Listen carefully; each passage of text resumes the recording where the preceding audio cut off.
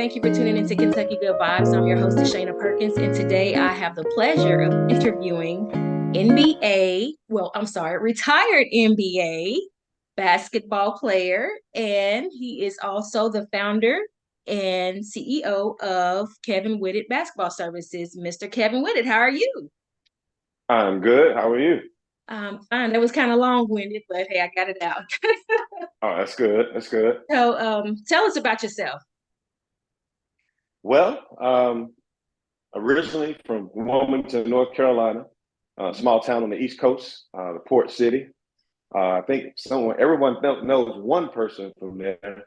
I think everybody in the world knows that guy is Michael Jordan. So we're Yeah. from the same hometown, same high school, Oh, wow. grew up in the same area. So that's something I have in common with him. Played high school basketball at EA Laney High School, was a McDonald All-American in 1990. I played 4 years of college basketball in Tennessee. And after that, I played international basketball for 5 years in Europe. Okay. And after that, I played some spots in the NBA as well, with the Dallas Mavericks and the Minnesota Timberwolves. And after that, I went back to Europe and finished my career. And, I got into coaching after that. Mhm. I taught school for a couple of years first, and then I got into coaching, and then I started Kevin Whitted Basketball Services in the midst of that, which has actually taken me all over the world. Becoming a basketball player development coach, and I had coaching jobs in between there. So that's kind of in a nutshell what I've been doing the last 20, 25, 26 years. Okay, okay. So what is your why? My why? Yeah, like Why I do it?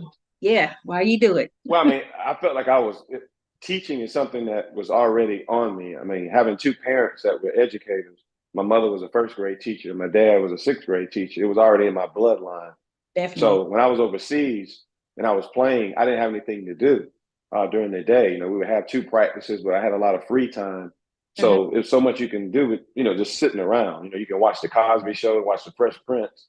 That's how it was. And we didn't have the internet like it is today, where we can have everything, have the access that we have all the time globally. So we had to find something to do. So during the day, I would go to the schools and, I would shoot and just, lift weights, et cetera. And then kids would come in and I would work with those kids on their fundamentals. And all of a sudden, a few more would come back the next day. Then some more came. And all of a sudden, the gym was full. And I became a full-fledged teacher while I was playing. So that's where my interest was kind of working towards player development. I knew down the line I would eventually find myself teaching the game and coaching. So that's where it all began. That's my why, and that's where I fell in love with the process of teaching, because it was already on me, and I've been spelled right into it. Okay, okay. So growing up, who was your biggest role model? Wow, my dad. That's my first role model. I mean, he was everything. He kind of set the tone for us. From a work ethic standpoint. He was educated. He valued education, but he pushed us as well. He taught a lot of lessons without actually saying it. He just kind of did it, and we watched. So that was my first role model. Earl Jackson was the second at the Boys Club. Okay. He was vital in terms of my development when I left, my house. It was Hmm. like another parent. He was a parent to probably 50 boys, Oh, wow. but I mean, he was tough, hard nosed. He Hmm. was great. Um, my high school coach was great from a historical standpoint. Fred Lynch, he was a history teacher, made me respect history, and he always talked about it. So that was great. Obviously Mike was a heavy influence as well, because of what he did at our high school and moving on, having the career he was having and had, and so his influence was major, because I had something to look at. I had a blueprint to kind of follow from that standpoint. So that was major. Okay, okay. So did your any of your family members play basketball, or were you the first to like make it to the Well, NBA? my mother was great. She played before the rules where they were allowed to play the full court game. Hmm. So she played the half court. She actually was she was in the band. She played, and she was a majorette. So she did all those things and play the game at the same time. So imagine dropping 30, then going at halftime, getting dressed for the halftime show. She had to do that, then put her uniform back on, and then went out and finished the game. That's how it was when she was coming along. So, I mean, she was a great athlete. You know, my dad was a great track and field athlete, great baseball player. My brother played. You know, he was really good. He actually didn't pursue it. He didn't have any interest in the game from that standpoint. He just wanted to play and have a good time, but heavily talented. And I was just the one that came along that everything was just passed to me, and the focus was me. And I took it and ran with it. All that information, all that knowledge, all the trial and error, and it got passed to me, and I took the bull by his horn. Okay, so what do you enjoy? What do you enjoy most about coaching? About coaching? Mm-hmm. I love the teaching aspect. I love the preparation. Okay. I'm like, if you come to KWBS, we built our foundation on our training system like Motown. You know, I that's how, if you go to Motown, a lot of young people today don't know about Motown. I don't know if you know about it, but I grew I'm up on Motown. 43. I'm 43. Yeah, so I know a little bit. it was the machine for entertainment in terms of developing artists. And if you went through Motown, you were trained a certain way. You know, you came in, Miss Lisa she taught you how to talk, dress, and walk. Charlie Atkinson worked with your footwork. Okay. The Holland brothers they created your sound. And then what happened is, once they put all those things together, you go see Barry. And then Barry would decide if you were someone they can make a record with. And they had to develop your sound. And once your sound was developed, they had to figure out, how to sell you. So when you come to our training program, I have a full staff where you have to come in, you have to go through all these intangibles before you get to me. So we have someone set up to work with your ball handling, your footwork. We have all our stations, everything set up where you're fully being trained and developed in all these multiple areas before we get to the main area that's going to take you to the next phase of your career, which is making the team and actually playing a certain position and how that team is going to use you. And we focus on all your gifts and everything that comes with that, so we can highly develop you and put you in a position to actually get a college scholarship or go pro if you're a college player already. So that's kind of how we model our training system. That's how I go about teaching. So my mother was that way. She was very diligent as a first grade teacher. Everything was a routine every day. We have our intangibles that we go over every day. We follow through them, repeat it over and over to the point where it's verbatim. And then all of it becomes yours now. So it's not really my system anymore. It becomes your system, and you're just developing within it. Okay. So with the Kevin Whitted program that you founded and started, what's the age groups? Do you work with all ages or just? Well, we start with ages 8 all the way up to the professional rank. Okay. So, so we have a beginner's training system. We have an intermediate training system. And we also have what we call an advanced training system. And then we have our college prep, and then we have our pro. I mostly work with our high school, college, and our pro players. And I have a staff that kind of prepares all our students to get to me. And I kind of walk in and oversee all these areas and make sure that everything is moving in that direction, where the time they get to me, they're fundamentally sound and they're prepared for me to take them to the next level. Okay. So what's a typical day for Kevin Whitted? A difficult day? Typical. A typical Yeah, not a difficult. Oh, well. It's good vibes. Yeah, well, my day starts early. I'm waking up, I'm working out. I try to get my workouts in early because, you got to take care of yourself first before you can take care of others. So I do that. I do all my reading, all our meditation time, just to kind of, set the tone for the day.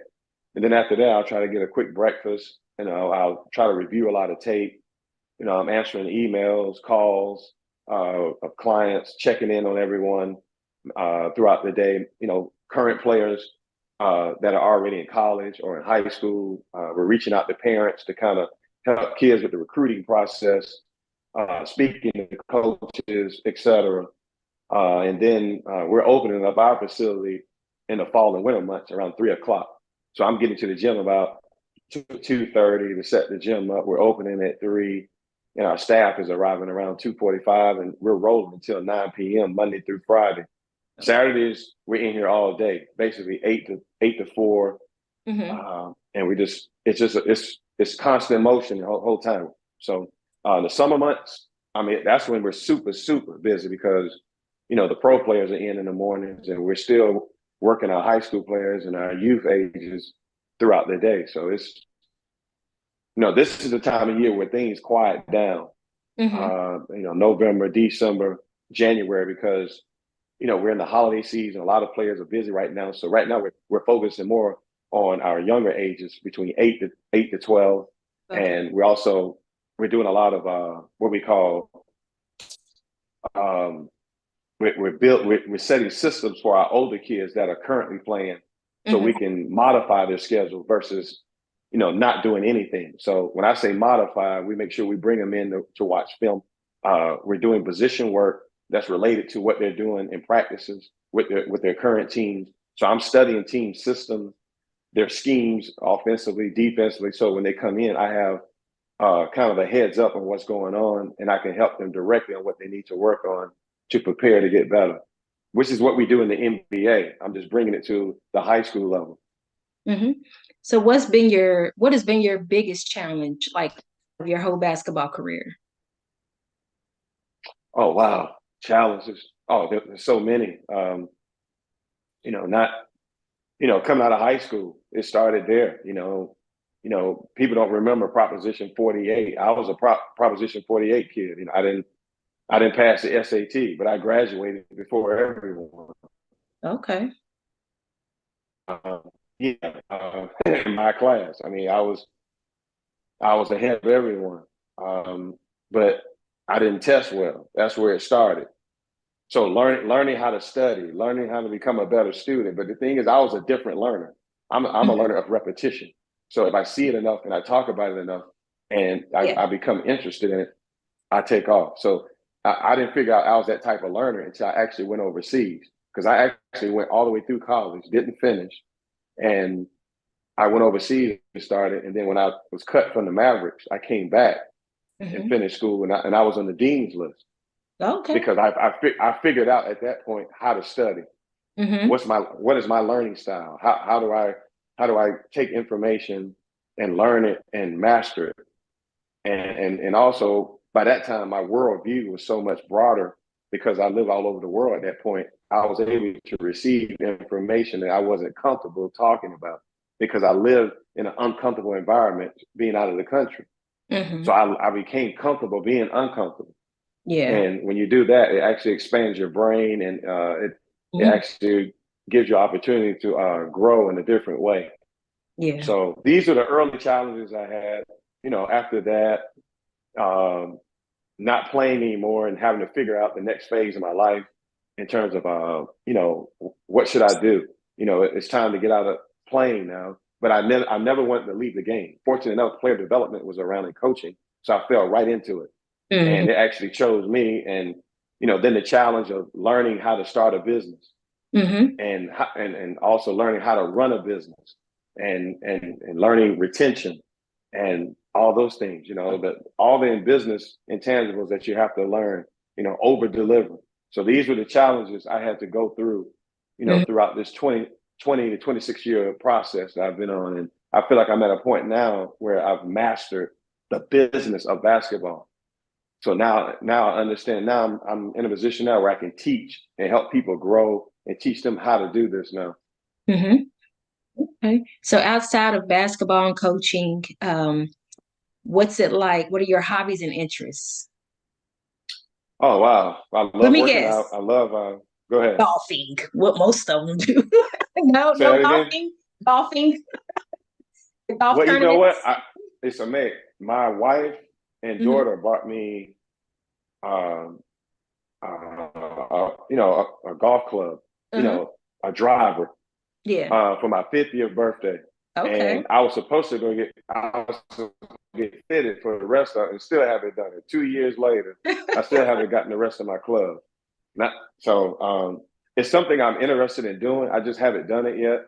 Yeah. It's a great stress reliever. It's a good Yeah. place to get away. I think the gym and working out. That's I love working out all the time. Hmm. So I don't have to have the basketball. I'll just go to the gym and work out there where I actually can interact with people outside of basketball and just kind of. It's almost like I'm in a neutral place, Hmm. and that's kind of like my release. I'm big in art. I love artwork. I love that. So I love going to art galleries to look at art. We have a lot of it in our house, so I'm big on that. I love reading history, studying history. That's another passion of mine. So that's what I do in my off time. I'm constantly studying, constantly trying to just expand my brain Hmm. into other areas. So and it kind of happens naturally as you get older because you're Hmm. more open to things. But it happened to me a little earlier, and I've just continued to grow in it and allow myself to to learn multiple things. So you do art as well? Like, do you come up with your own? I don't No, I don't draw. I love looking at it. I love Okay. going to galleries. I love that. I grew up in a house where my mother collected it as well. Hmm. So it was a big deal in our house, and it actually started. It's amazing, watching the Cosby Show. Hmm. As a Yeah. kid, they were collectors of art. And essentially historical pieces. Hmm. So I wanted to have all those pieces. So it made me start to read about all these people now, and look at their background, their stories, and the things they had to overcome. And so it kind of helped me and learn more about life, through that. So Okay. yeah, so it was good. I'm gonna do it by position. Okay. Yeah. So my top five, I would take um, Magic at the one. Hmm. Now I got to tell you why, because Magic revolutionized the point guard position. Hmm. He's a facilitator. He sets the table, and you need someone on the court that does have those intangibles, and he's Showtime. So he's going to entertain you, he's going to educate you, and he's going to feed you. So Okay. Magic, yeah, Magic is number one. That's why he's a billionaire. So, but Michael Jordan at the two, Hmm. the greatest player of all time. Uh, he's everything Magic is, and point four. Hmm. I would at the three. I would probably go with. I'll say LeBron. Okay. Yeah, LeBron at the three. At the four, um, the four. That's tough because All the I mean, players. it's a lot of them. I mean, I'm thinking about Kevin Garnett. I'm thinking about Hmm. Tim Duncan. Tim Duncan, to me, I would say, yeah. I mean, he would have to be at my fourth spot Hmm. because of what he brings to the table. Multifaceted, can play inside out, great passer, can play the four or the five, can Hmm. stretch the floor. Great, I mean, just intelligent player. So I would put him at the four, and at the five spot, it's tough. But I would go with Kareem because of his dominance. Um, you know, just the championships, longevity. Hmm. Yeah, that's my five. Okay. But there's some sleepers in there. Because it's hard to keep Kobe out Yeah. because you could easily put Kobe in at the two and move Michael to the one. Hmm. Yeah. Yeah, I mean, you talking about Bill Russell at the five, at the four spot. Oh my God, I mean that list, Elijah Wan. I Hmm. mean, the list is so long. It's tough to do that, but when I Yeah. think about those guys, all five of those guys, they push the game Hmm. and change and rules change based on them. Yeah. Like Like take Magic for instance. We never saw a point guard at 6'9". That's why he's in the top five. Yeah. Michael Jordan dominated every aspect of the game. Mm-hmm. LeBron James revolutionized the game from a from a from a from a standpoint of just we never saw a guy that athletic, that gifted, Mm-hmm. that can overtake you in all five positions, Mm-hmm. basically. You know, Yeah. Tim Duncan. I mean, come on, Yeah. champion. Just yeah. I mean, just a constant. You know, he just delivers. Kareem, the sky hook. He's the reason why the dunk was taken out of the game.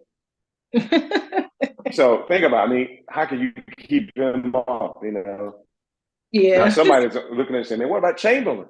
100 points?" I'm like, I get it. You're right. So it's an argument, but so I can Mm-hmm. throw out. It's some guys out there that should be there, but that's my five. Yeah. Yeah. And I know that's a question that a lot of people are like, no, it'd be so and so. Why would he say that? Or you know. Yeah.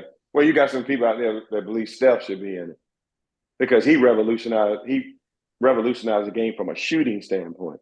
Mm-hmm. Yeah. But real talk, he could not stand it.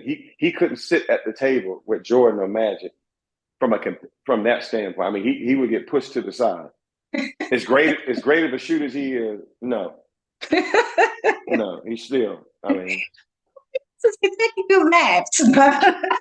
yeah. So He's like, no. yeah, there's a young fella. Sit down. So Okay. So what's some great advice that you would give those seeking to get into basketball coaching, just doing what you well, there's so many things, so many factors now in coaching. When people hear coaching, they think just you're standing there, you're coaching guys on the bench, which that's one level. There are multiple coaches, and as I grew in the coaching profession, I learned there's 7 or 8 positions on a coaching staff. You have your assistant coaches, you have your associate head coaches, you have player development coaches, you have analytical coaches, you have position coaches, you have there are multiple things you can do in the coaching realm. You just have to find out what's your niche and what you do extremely well. Basically, what you're graced to do. Mhm. I have a grace on me to teach. So even though I love coaching, my greatest asset is when I have a player in front of me and I can reach him mentally and physically on the court when I work with him.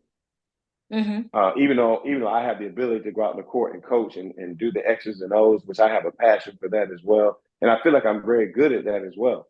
Mhm. But my first calling is that, Okay. and that's you have to find the area that you do what you do best and master that, and then it'll actually take you to all these other places. So that's my advice. I tell people, try to learn as much as possible. Um, be a sponge Mhm. around, intelligent coaches. I was blessed to be around a lot of great coaches early, and I was just a sponge. I came in and I closed my mouth, and I heard this saying Kevin Eastman said, "Have big eyes, big ears, and small mouth." So Mhm. I made sure my eyes were big, my ears were open, and my mouth was closed so I could learn. Mhm. And by doing that, I was able to get in extra rooms that most people would have been pushed out of because I just stayed quiet and just listened. Mhm. Just be invisible in the room, but you're present. And Yes. all of a sudden, you're gaining all these nuggets and you can take off. So that's kind of my advice Okay. in terms of getting into, coaching and how to get started. Okay. Well, is there anything else that you would like to add before we wrap up? Yeah, like I said, there's so much to talk about. Like I said, you know, from the one thing that I'm really big. I think it's important right now in the basketball world right now is that we get back to really educating players about the game of life. I had a great coach, college coach, Wade Houston, the first African American, the coach in the SEC. He was very influential. I forgot to mention him earlier. in terms of my development from an entrepreneurial standpoint. You know, we have to teach athletes that there are multiple avenues within what you do. Mm-hmm.